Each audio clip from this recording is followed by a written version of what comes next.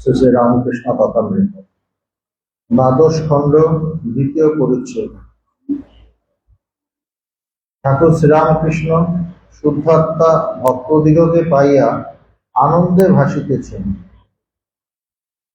ঠাকুর দক্ষিণেশ্বরে তার রুমে বসে আছেন এবং সেদিন ঠাকুরের কাছে সব ইয়ং ভক্তরা এসেছে, অনেকেই।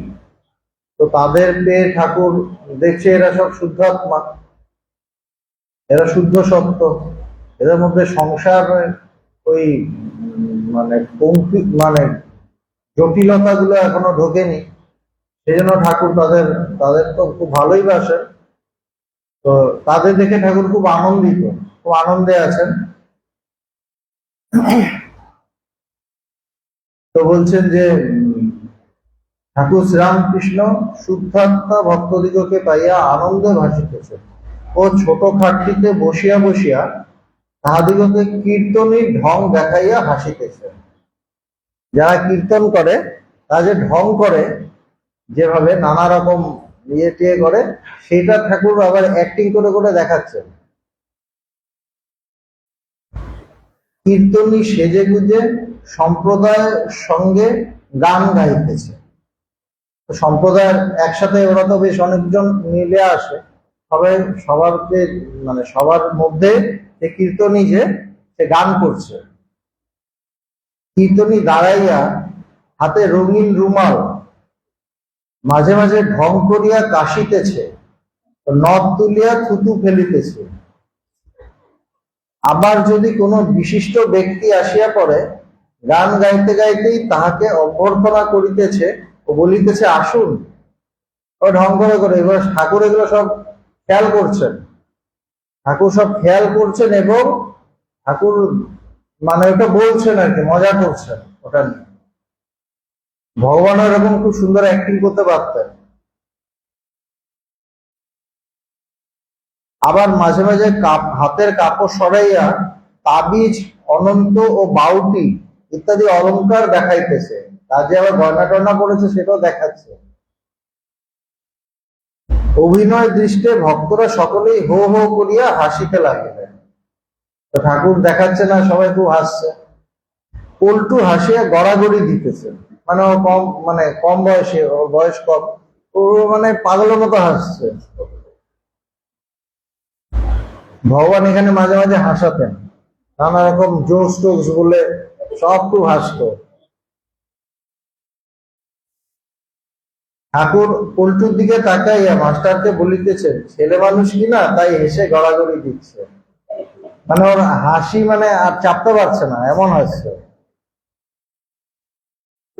শ্রীরামকৃষ্ণ পল্টুর প্রতি সহাস্যে, তোর বাবাকে এসব কথা বলিসনি? যাও, আমার প্রতি একটু টান ছিল তাও যাবে। বলছে যদি জানে আমি এসব ইয়ে করছি, অ্যাক্টিং করছি, গম্ভীর গম্ভীর আধ্যাত্মিক কথা না বলে, তাহলে আর আমাকে একদম পছন্দ করবে না। স্বামীজিও খুব মজা করতেন, খুব আনন্দ করতেন। যাও, একটু আমার প্রতি টান ছিল তাও যাবে। ওরা একে ইংলিশম্যান লোক, সব ইংলিশে বেশি কথা বলে আর কি। ভক্তদের প্রতি অনেকে আহ্নিক করবার সময় যত রাজ্যের কথা কয়, জপ টপ করছে, তো নানা রকম কথা বলছে নানাভাবে, কিন্তু কথা কইতে নাই। বলছে ওরা জানে যে কথা বলা উচিত নয়, জপ করার সময় কথা বলা উচিত নয়, তাই ঠোঁট বুঝে যত প্রকার ইশারা করতে থাকে। সব ইশারা করছে, কথা বলা উচিত না, ইশারাটা চলছে, ওটা তো এক ধরনের বলাই। ঠাকুর পিক আপ করছেন জিনিসগুলো, দেখছেন যে মানুষ অ্যাকচুয়ালি ভারতে তো বেশিরভাগই দীক্ষিত, বেশিরভাগই সন্ধ্যা আহ্নিক করে, কিন্তু কিভাবে করে? এইভাবে করে। কিছু হয় না কেন? এই জন্য হয় না। যখন ঠাকুরের নাম করছে তখনও মন জগতের দিকে, তো জগতের দিকে রেখে আমি যদি ঠাকুরের নাম করি তাহলে কি কিছু হবে? তো ঠাকুর মজা করে দেখাচ্ছেন।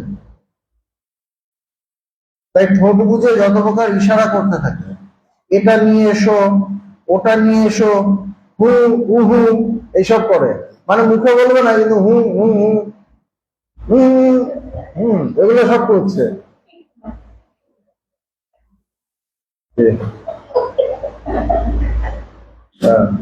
মিলে গেছে। আবার কেউ মালা জপ করছে, এবার কেউ মালা জপ করছে, তার ভিতর থেকে মাছ দর করে। মালা জপ করছে কিন্তু তার মধ্যে থেকে মাছ বাজারে গেছে, হয়তো মালা নিয়ে গেছে, এদিকে জপছে, হ্যাঁ ওইদিকে মাছের দর করছে। জব করতে করতে হয়তো আঙ্গুল দিয়ে দেখিয়ে দেয় ওই মাছটা, এটা না ওটা দেখিয়ে দিল।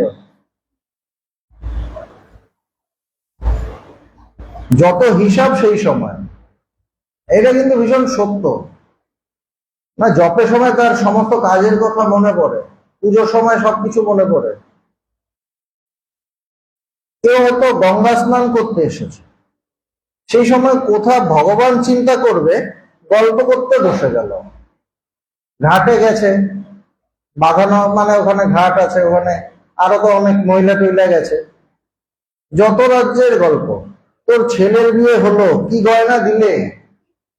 গঙ্গা স্নান করতে গেছে কিন্তু। অমুকের বড় ব্যাম, অমুক শ্বশুর বাড়ি থেকে এসেছে কিনা, অমুক কোণে দেখতে গেছিল, তার দেওয়া থোয়া স্বাদ আহ্লাদ খুব করবে। হরিশ আমার বড় নেওটা, আমার ছেলে একদণ্ড থাকতে পারে না, এতদিন আসতে পারিনি মা, অমুকের মেয়ের পাকা দেখা, বড় ব্যস্ত ছিলাম। ঠাকুর সব কিভাবে দেখতেন। কেউ যদি করেন এগুলো করা বন্ধ করুন আর কি। এটা এটা এটা এলো কেন, এসব করছি কেন, তার মানে কি আমাকে খেয়াল রাখতে হবে। আমি যদি ওইটা করি, এটা যেন না করি, তাহলে কোনো লাভ হবে না।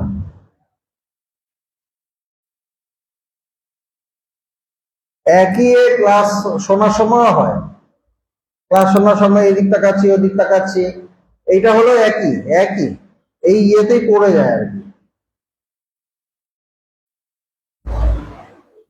দেখো দেখি কোথায় গঙ্গা স্নানে এসেছে, যত সংসারের কথা, মানে এগুলো খুব বলছেন, আনন্দ করছেন, আনন্দের ব্যাপার নয়, আনন্দ মজা করে বলছেন, কিন্তু জিনিসগুলো সিরিয়াস, তাই না? ঠাকুর একবার এরকম একবার তার মানে ঠাকুরের সামনে রাসমণি রয়েছিল, ঠাকুর চর মেরে দিলেন, থাপ্পড় মেরে দিলেন। এটা নিয়ে অনেকে বলে যে এগুলো ভুল কথা, এরকম হয়নি, কিন্তু এরকম একটা ঘটনা শোনা যায়।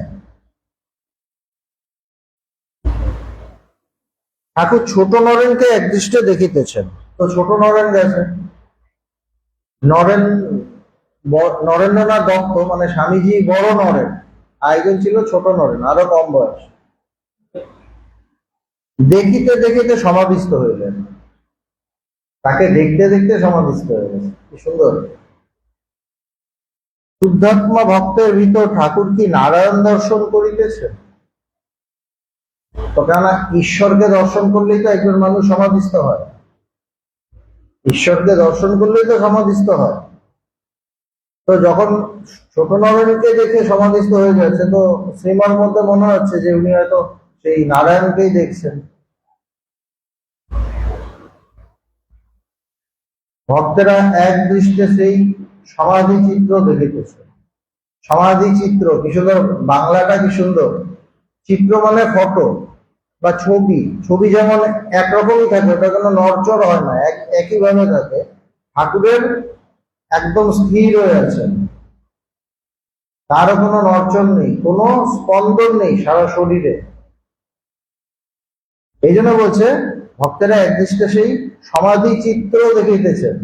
তিনি তো চিত্র নন, তিনি তো সেখানে ছবি নন, তিনি তো জলজন্ত মানুষ সেই সময়, কিন্তু একদম ছবির মতো, একদম নড়ছে না টড়ছে না ওরকম।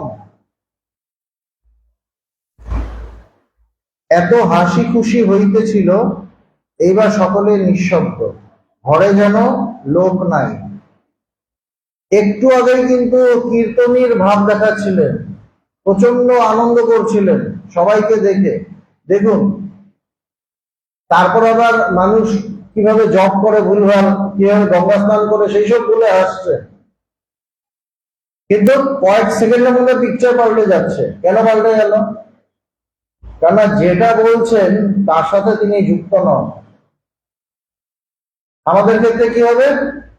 হাসছি হাসছি, আমার মনে হবে এই ধরনের কথাই চলুন, এই যে খুব আনন্দ হচ্ছে এটাই চলুন, এর মধ্যে সিরিয়াস কথা দরকার নেই, এত বেশ আনন্দ করছি, মজা করছি।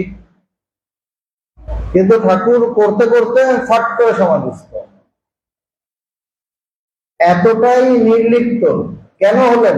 ভীষণ নির্লিপ্ত। হাসছেন, মজা করছেন, ফচকেমি করছেন, কিন্তু কোনোটার সাথেই যুক্ত নন।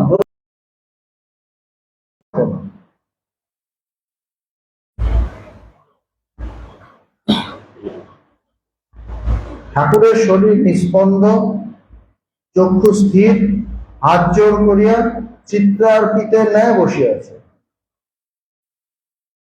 আর সবাই চুপ হয়ে গেছে। ঠাকুরের ওই অবস্থা দেখে সবাই চুপ হয়ে গেছে, সবাই স্থির হয়ে গেছে। ঠাকুরের শরীর নিস্পন্দ, চক্ষু স্থির, হাত জোর করিয়া চিত্রার্পিতের ন্যায় বসিয়াছে। কিয়ৎ পরে সমাধি ভঙ্গ হইল। কিছুক্ষণ এইভাবে কাটলো, তারপর সমাধি ভঙ্গ হলো। ঠাকুরের বায়ু স্থির হইয়া গিয়েছিল, এবার দীর্ঘ নিঃশ্বাস ত্যাগ করিলেন, মানে শ্বাস প্রশ্বাস প্রায় বন্ধ হয়ে গেছিল। এবার যখন সমাধি ভাঙলো তখন একটা দীর্ঘশ্বাস পড়ল। ক্রমে বহির জগতে মন আসিতেছে, আস্তে আস্তে আসে। বাইরের জগতে মন আসতে সময় নেয়। ভগবান বলতেন, সমাধির পর ডাকতেন ভক্তদের, বলছে যে তখন যে জায়গায় ছিলেন, বলছে আমাকে অনেক নেমে ভগবান হতে হয়, অনেক নেমে ভগবান হতে হয়। মানুষ অনেক উঠেও ভগবান হতে পারে না, বড় যে মহাপুরুষ পর্যন্ত হয়, কিন্তু তারা কি বলছে অনেক নেমে ভগবান হতে হয়। মানে তার আগে কোথায় ছিলেন? কোত্থেকে নামলেন? একদম ব্রহ্ম হয়েছিলেন, একাকার। ওখানে কোনো জগতের কোনো কিছু নেই। আর ভগবান কি? ভগবান হলো ভক্তের পরিপ্রেক্ষিতে, তার ভক্ত চাই। তো সেইটা ব্রহ্মের একদম সমাধি থেকে নেমে এসে ভগবান হতে হয়।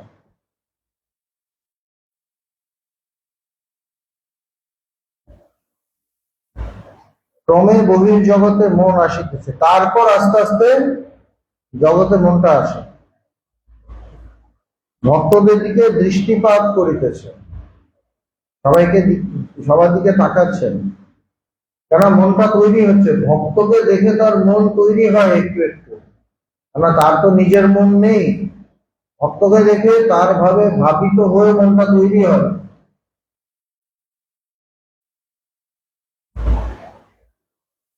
এখনো ভাবস্থ হইয়া রইয়াছে, কিন্তু এখনো পুরো ঘোর কাটেনি, এখনো ভাবস্থ। এবার প্রত্যেক ভক্তকে সম্বোধন করিয়া কাহার কি হইবে ও কাহার কিরূপ অবস্থা কিছু কিছু বলিতেছে। প্রত্যেককে বলছেন একজন একজন করে, কার কি হবে, তোমার এই ঘর, বা তোমার এরকম অবস্থা হবে, তোমার এইভাবে হবে, এগুলো তোকে দেখবার জন্য ব্যাকুল হচ্ছিলাম, তোর হবে, আমি ব্যাকুল হচ্ছিলাম তোর জন্য, ভেতরে টান হচ্ছিল, বলছে তোর হবে। আসিস এক একবার, হবে কেন? তার ভেতরে টানটা হচ্ছে, তার মানে সে একটা বিশেষ ভক্ত, যার তার উপর ভগবানের টান হয় না। যদি টান হয় বুঝতে হবে সে একটা, তার মধ্যে কিছু বিশেষ আছে, সে ভগবানকে আকর্ষণ করছে, সে ভগবানকে আকর্ষণ করছে, তাই না? এই জন্য বলছে না, কখনো ভগবান চুম্বক হন আর ভক্ত লোহা, কখনো ভক্ত চুম্বক হয়, ভগবান লোহা, এরকম হয়। তো তার বলছেন যে তোর হবে, কিভাবে বললেন? ওইভাবে যে আমাকে সে টানলো, আমি তো ব্রহ্মে লীন হয়ে আছি, লীন হয়ে থাকি, ব্রহ্মে বুধ হয়ে থাকি, সেখান থেকে আমার মনটা তার জন্য ছটফট করছে। সুতরাং ওর মধ্যে একটা কিছু বিশেষ ব্যাপার আছে। ও লোহা আর ঠাকুর চুম্বক, সেই জন্যই তার প্রতি টান। তোর হবে, আসিস এক একবার, বলছে এক একবার আসিস, তোর হবে। এটা একটা বিরাট বড় কথা। গুরু যদি বলে দেয় তোমার হবে, তার মানে হবে। আচ্ছা, তুই কি ভালোবাসিস, জ্ঞান না ভক্তি? এক একজনের এক একটা ধারা থাকে, তো এক একটা পথ থাকে। বলছে তোর কোন পথ, তো জ্ঞানের পথ না ভক্তির পথ, কোনটা ভালো লাগে? ছোট নরেনের প্রতি, ছোট নরেন শুধু ভক্তি, বলছে আমার জ্ঞান অতটা আমার ইয়ে নয়, শুধু ভক্তি। শ্রীরামকৃষ্ণ, না জানলে ভক্তি কাকে করবি? দারুণ কথা। বলছে ভক্তি না জানলে ভক্তি কাকে করবি। একটা ভীষণ সহজ কথা, কিন্তু একটা ভীষণ কঠিন তত্ত্ব তিনি বলে দিলেন। কথাটা ভীষণ সহজ, কিন্তু তত্ত্বটা ভীষণ কঠিন। একটা মানুষের মধ্যে একটা দ্বিধা সবসময় থাকে, কনফিউশন, যে জ্ঞান পথ এই পথে চলবো নাকি ভক্তি পথে চলবো, ভক্তি পথে কি হবে, এরকম একটা কোনটা ভালো এ ধরনের থাকে। আমি বসে বসে বিচার করব নাকি আমি ভগবানকে ভালোবাসবো, এরকম থাকে মানুষের মধ্যে থাকে। সুন্দর কথা বললেন, দুটোকে একদম মিলিয়ে দিলেন। কি বললেন? না জানলে ভক্তি কাকে করবি। না জানলে, আমার কারোর প্রতি শ্রদ্ধা আছে, ভক্তি আছে, তাকে তো আমাকে জানতে হবে যে এই মানুষটা এরকম, এই মানুষটা এত গুণ, বা তার এত কোয়ালিটি, তার এত শিক্ষা, এত বিদ্যা, তারপর তো তার প্রতি ভক্তি আসবে। সিম্পল কথা। না জানলে ভক্তি করবি কাকে? মাস্টারকে দেখাইয়া সহস্যে, একে যদি না জানিস তবে কেমন করে একে ভক্তি করবি? যেটা বললাম, তাই না? সেই জন্য জ্ঞানের একটু দরকার আছে। জ্ঞান থাকলে ভক্তিটা আরো পুষ্ট হয়। হাওয়াতে কোথাও একটা চলে গেল তা না, ভেতরে একটা কিছু, যদি কিছু একটা অনুভব হয় বা একটা জ্ঞানের কিছু ব্যাপার থাকে, তাহলে ভক্তিটা আরো স্ট্রং হয়। না জানলে ভক্তি করবি কাকে, তাই না? প্রত্যেকটা মানুষই দেখা যায়, যদি কেউ কাউকে ভালোবাসে বা শ্রদ্ধা করে, সেখানে তাকে সে জানে বা তার সম্পর্কে তার কিছু ধারণা আছে, না হলে এমনি এমনি শ্রদ্ধা আসে না, ভক্তি আসে। এই জন্যই বললেন, মানে জ্ঞান মানে আমি তাকে জানছি, আর তার প্রতি জানার পর আমি তাকে খুব শ্রদ্ধা করছি বা তাকে ভালোবাসি, সেটা হলো ভক্তি। সুতরাং না জানলে ভক্তি করবি তাকে, মাস্টারের প্রতি। তবে শুদ্ধাত্মা যে কালে বলেছে শুধু ভক্তি চাই, এর অবশ্য মানে আছে। তারপর আবার ছোট মানুষকে উড়িয়েও দিলেন না। কি বললেন? যে না, ও তো শুদ্ধাত্মা, এটা তো শুদ্ধ। ও যখন বলেছে যে আমি শুধু ভক্তি চাই, বলছে এর কোনো একটা মানে আছে, কিছু একটা কারণ আছে, এমনি না ওপর ওপর দিয়ে বলেন। কারণ অত শুদ্ধাত্মা, ওর ভেতর দিয়ে মিথ্যা কথা বেরোবে না, যেটা বেরোবে ঠিকই বেরোবে। এবার নিজে মানেটা বলছে, আপনা আপনি ভক্তি আসা সংস্কার না থাকলে হয় না, এটি প্রেমা ভক্তির লক্ষণ। বলছে অটোমেটিক যে ভক্তি আসা, যেমন প্রহ্লাদের জন্ম থেকেই হরির প্রতি ভক্তি, বিষ্ণুর প্রতি ভক্তি, হচ্ছে এটা সংস্কার ছাড়া হয় না, এমনি এমনি হবে না। আপনা আপনি ভক্তি আসা, কেন? ছোট নরেন একদম শুদ্ধ আত্মা, তার যে ভক্তিটা, এটা ভেতর থেকে এমনি এসছে, হচ্ছে সেটা কোনো সংস্কার ছাড়া হবে না। এইটি প্রেমা ভক্তির লক্ষণ। এই যে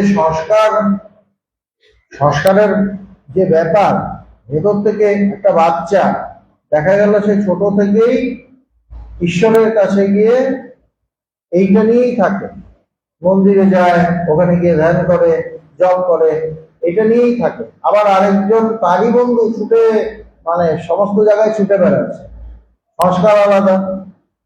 তো এই যে ভক্তি আসছে তার মানেও একটা ভালো সংস্কার আছে।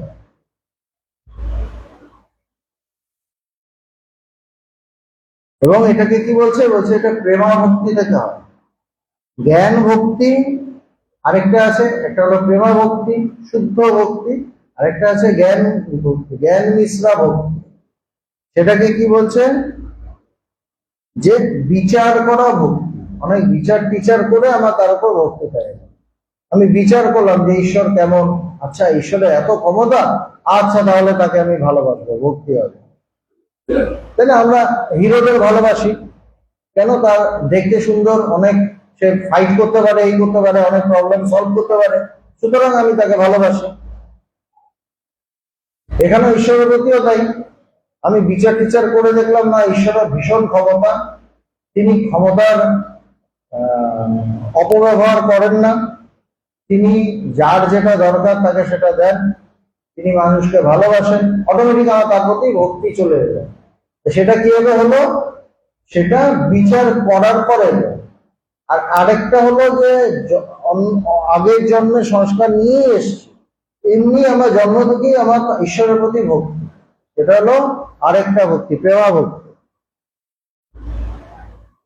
ছোট নরেনের প্রতি দেখি তো শরীর দেখি, জামাকল দেখি, বেশ বুকের আয়তন, তবে হবে মাঝে মাঝে আসিস। ঠাকুর ওরকম দেখতেন এবং ছেলেদের তাদের কাপড় খুলিয়ে তাদের দেখতেন শরীরটা কেমন, কিছু হয়তো আছে তিনি জানতেন, কেননা তিনি তো নানাভাবে সাধনা করেছেন, তিনি অনেক দিক জানতেন, অনেক দিকের ব্যাপার ছিল। তো তিনি ছোট নয়নকে দেখে বুঝেছেন যে ওর আধ্যাত্মিকতা হবে, এই পথেরই প্রতীক হবে, যেন বলছে মাঝে মাঝে আসিস। ঠাকুর এখনো ভাবস্থ, অন্য অন্য ভক্তদের সস্নেহে এক একজনকে সম্বোধন করিয়া আবার বলিতেছে। বলছে যে যখন বলছেন তখনও তিনি একটা ঘোরের মধ্যেই আছেন, ভাবের মধ্যেই আছেন। আবার আরো যে ভক্তরা ছিল তাদের সাথে তাদের ডেকে ডেকে তাদের সাথে কথা বলছেন, আধ্যাত্মিক কথা। পল্টুর প্রতি তোরও হবে, পল্টু আরেকটা ছেলে, ইয়ং ছেলে, বলছে তোরও হবে, তবে একটু দেরিতে হবে। ভগবান এরকম বলতেন, 56B-তে থাকতে বলতেন, কলকাতা আসার পর খুব একটা এইসব নিয়ে বলতেন না, তো হবে, আর একটু দেরি আছে এরকম। আবার কেউ হয়তো কাছাকাছি এসে গেছে, বলতেন যে ও খুব কাছাকাছি চলে এসছে। তো পল্টুকে বলছেন তোরও হবে, তবে একটু দেরিতে হবে। বাবুরামের প্রতি প্রেমানন্দজিকে বলছে, তোকে টানছি না কেন, শেষে কি একটা হাঙ্গামা হবে, বাড়ি টাড়ি এগেনস্টে চলে যাবে, এসে হয়তো চিৎকার চেঁচামেচি এসব শুরু করবে, বলছে এই জন্য তোকে টানছি না। এগুলো সব মিল পাই ভগবানের সাথে। যেমন ব্যানার্জিদা নিউ ব্যারাকপুরে থাকে, ব্যানার্জিদা ভগবানের ভীষণ ভক্ত। ভগবান তাকে বলতো, ব্যানার্জি তুমি আমার বন্ধু। এবার তার দুই ছেলে, এক ছেলে খুব একটা আস্ত না, আরেক ছেলে সে ভগবানের কাছে খুব আসতো। আমরা তখন বিরাটি থাকতাম, সে সবসময় আমাদের সাথে সাথে ভগবানের কাছে গিয়ে বসতো, ভগবানকে ভীষণ ভালোবাসতো। আমাদের সাথে সাথে আমরা কোথাও সিটিং এ গেলে ওকে নিয়ে যেতাম, ও সুন্দর সুন্দর কথা বলতো। ইভেন ও মহাষ্টমীর দিন ওই মহালয়ার ওই যে ইয়া দেবী সর্বভূতেষু, ওই শ্লোকগুলো ও পুরো মুখস্থ ছিল, এবং যেভাবে বীরেন্দ্র কৃষ্ণ ভদ্র ওটা আবৃত্তি করেছিলেন, ওর ঠিক সেইভাবেই বলতো। তো ওখানে একটা দারুণ একটা ভাবের তো একটা বিস্ফোরণ হতো যখন এটা বলতো, এত সুন্দর করে বলতো। ভগবানও খুব ভালোবাসতেন। তারপর দেখা গেল আস্তে আস্তে ও মানে বেশ কয়েক বছর ভালো ছিল, আমরা তারপরে এইদিকে আশ্রম টাশ্রম হলো, আমরা এইদিকে চলে এলাম, ও কেমন ঘরে ঢুকে গেল। তারপর পড়াশোনা এই সেই নিয়ে তারপরও এখন মানে সাইকিয়াট্রিস্ট ইয়ে আর কি, সাইকো অ্যানালিস্ট এরকম আর কি। তো ব্যানার্জিটাকে ভগবান বলেছিল, ব্যানার্জি আমি ওকে টানিনি কেন জানো, তোমার জন্য। এবং অনিন্দকেও বলতেন তোর বাবার দিকে তাকে আমি তোকে আর টানিনি। তো এই যে কথাগুলো মিল পাওয়া যায়। ঠাকুর বলছেন তোকে টানছি না কেন, কি একটা হাঙ্গামা হবে, মানে একটা ঝামেলা ঝামেলা হবে, তুই ক্লিয়ার করে আয় সব, তুই নিজে বাড়িটাকে ক্লিয়ার করে আয়। মোহিনী মোহনের প্রতি প্রত্যেকে বলছেন একজন একজন করে, তুমি তো আছোই, একটু বাকি আছে, সেটুকু গেলে কর্মকাজ সংসার কিছু থাকে না, সব যাওয়া কি ভালো? মানে তারও একটা বৈরাগ্য আছে, কিন্তু তিনি হয়তো সংসারে ঢুকে গেছেন, তার একটা বৈরাগ্য আছে, সংসারে কাজ করতে ভালো লাগছে না।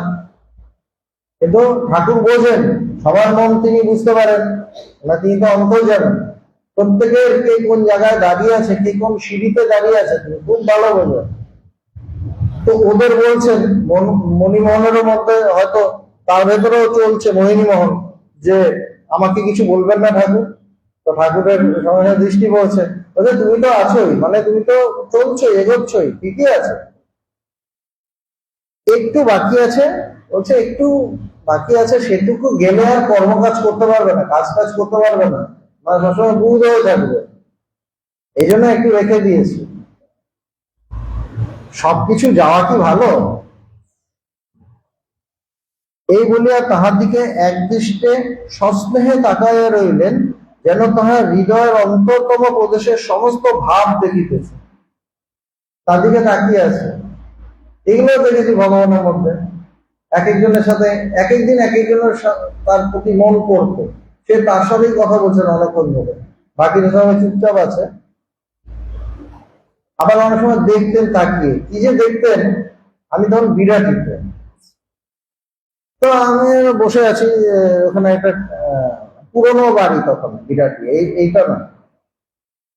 তো অফিস রুমে ভগবান, অফিস রুমে ভেতরে চেয়ারে বসে আছে, তা আমি ওখানে একটা বেঞ্চ রাখা, ওখানে আমি চুপচাপ এরকম বসে আছি, ভগবানও চুপ, আমিও চুপ। তাকিয়েছি, হঠাৎ তাকিয়ে দেখি এরকম করে কি একটা দেখছে। হ্যাঁ, যেই আমি তাকিয়েছি সমস্যা এরকম পরপর কয়েকদিন এরকম করে কি একটা দেখছে, যে আমি তাকাই আবার আমাদের টেনশন হয়ে গেছে, কি না কি দেখছে ভেতরে, তো অনেক দুষ্টুমি তো কম নেই, কি না কি দেখে নিলে হয়তো। তো ওরকমই বলছেন যে যেন তাহার হৃদয়ের অন্তরতম প্রদেশের সমস্ত ভাব দেখিতেছে। মোহিনী মোহন কি ভাবিতেছিলেন ঈশ্বরের জন্য সব যাওয়াই ভালো? কেন বলছেন না সব যাওয়া কি ভালো?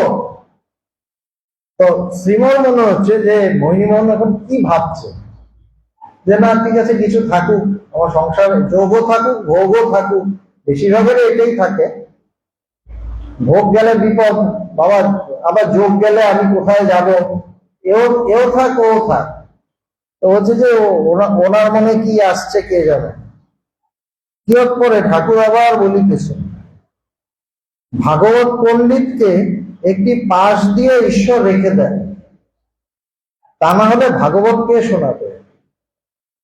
ভাগবত পণ্ডিত একটা সিস্টেম আছে, তো তারই তো সিস্টেম, তারা তো মানুষকে ভাগবত কথা শোনায়, কিন্তু তাদের বেশি আধ্যাত্মিকতা যদি হয়ে যায়, ভাগবতের মূল হলো প্রাণ হলো শ্রীকৃষ্ণ, এবার শ্রীকৃষ্ণ এমন বুধ হয়ে গেল সে আর কথাই বলতে পারছে না, তাহলে তো আর ভাগবতটা কে শোনাবে?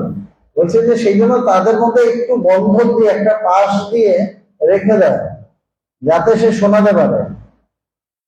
একটু মানুষকে সেবা করব সেই ভাবটাও আছে, আর তার জন্য আমি কিছু একটু পাবো, চালটা মূল্যটা কলাটা একটু আসবে, সেটাও আছে, হচ্ছে একটা পাশ দিয়ে রেখে দেয়। ঠাকুরের কথা, ভাগবত পণ্ডিতকে একটি পাশ দিয়ে ঈশ্বর রেখে দেন, তা না হলে ভাগবত কে শোনাবে? রেখে দেন লোকশিক্ষার জন্য। মা সেই জন্য সংসারে রেখেছেন।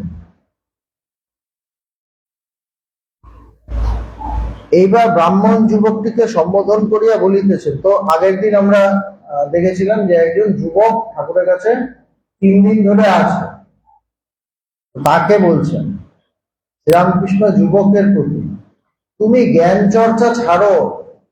ও হয়তো বলে জ্ঞানের চর্চা টর্চা করে, কেন জ্ঞানটা তো একটু বেশ বুদ্ধিকে স্যাটিসফাই করে, আমাদের বুদ্ধিটাকে বেশ, বিচারটাকে খুলে দেয়, বুদ্ধিটাকে স্যাটিসফাই করে।